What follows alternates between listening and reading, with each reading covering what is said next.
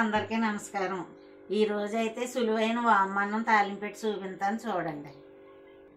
ఇదిగోనమ్మా వాము తీసి పెట్టానమ్మా, ఎల్లుల్లిపాయలమ్మా, ఎండుమిరపకాయలు, కరివేపాకు అంతేనమ్మా. దీనికి తగ్గాయి, ఇంకా ఎక్కువ ఏమి వేయక్కర్లేదు. గిన్నె పెడుతున్నానమ్మా.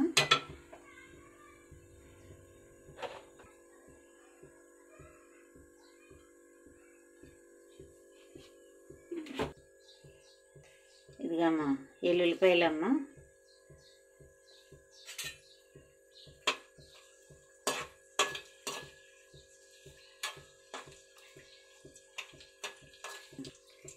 కరివేపాకు, ఎండుమిరపకాయలు వేస్తున్నానమ్మా.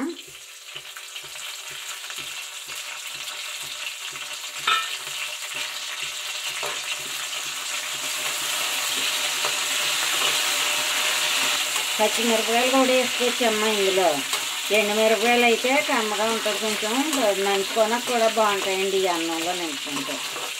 పచ్చిమిరపకాయలు కూడా వేసుకుంటారండి, కానీ రుచి తేడా అవుతుందండి. ఇక అమ్మ వాము కూడా వేసేస్తున్నాను. ఇవమ్మ ఈ వామను అమ్మ ఈ శీతాకాలమే కదా, వర్షాకాలమే కదా. ఈ శీతాకాలం ఏముందమ్మా, మంచు కురుస్తుంది కదా, పిల్లలకన్నా పెద్దలకన్నా గమ్మున రొంపలు చేస్తాయి, గొంతులో ఏదోలాగా ఉంటుంది. అవి అన్నిటికీ మంచిదమ్మా ఈ వామన్నం. చిన్నప్పుడు మా అమ్మ ఇలాగే చేసి పెట్టిదండి. రాత్రి అన్నం ఉంటే ఏం పాడు చేయకుండా ఇలాగే పెట్టిదండి, చక్కగా తినేవాళ్ళం. ఇవాళ ఏటో అలా చేయాలనిపించిందని చేస్తున్నాను. ఇక అమ్మ అన్నం వేస్తున్నానండి.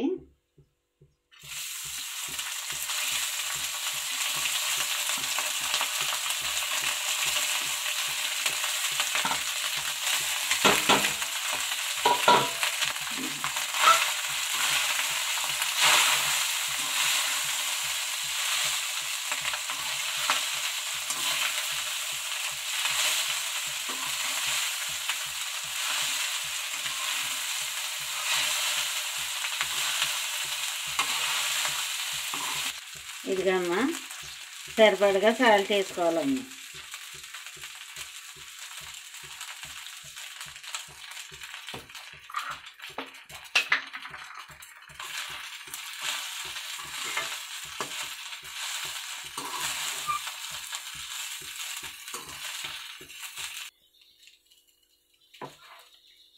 ఈ వామన్నం అయితే రెడీ అయిపోయిందమ్మా.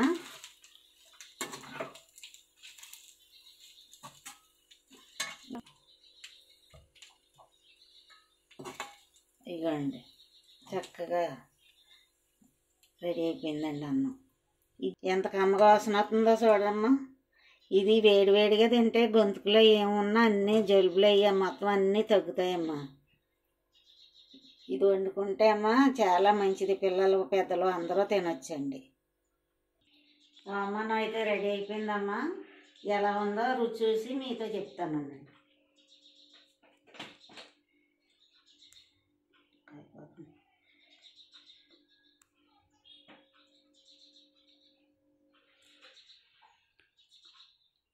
అబ్బా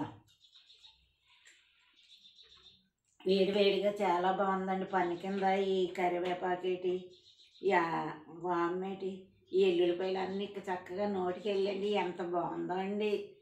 ఇలా మీరు చేసి చూడండి అమ్మ, తెలుస్తుంది. నచ్చితే లైక్ చేయండి అమ్మ. ఉంటాను.